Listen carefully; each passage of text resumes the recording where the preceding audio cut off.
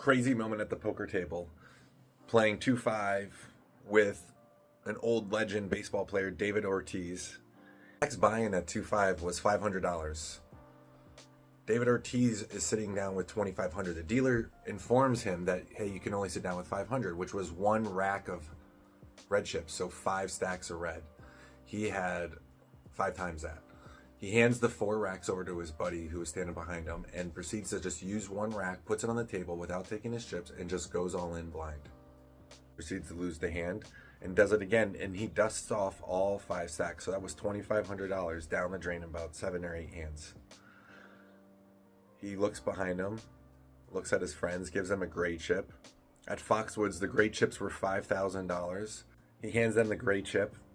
They come back with each $2,500 in red chips, so each of them have 5 racks. It was a very funny sight, and they stand behind him and keep giving him a rack while he goes all in.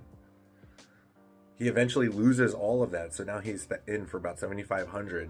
The table is in a wild place. Everyone has thousands of dollars in front of them.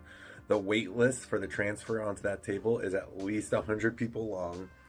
Their floors have actually called security because the throng of people watching the game is insane. David Ortiz was just going all in like every other hand, essentially, for $500.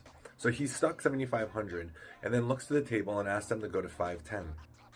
Everyone happily agrees. There's about 1 or 2 guys at the game who maybe were a little less inclined, but we were all up money. He had lost $7,500. It felt fair. The game went for about 3 more hours, playing 5-10. David Ortiz kind of stopped going all in every hand and was trying to play a little bit poker.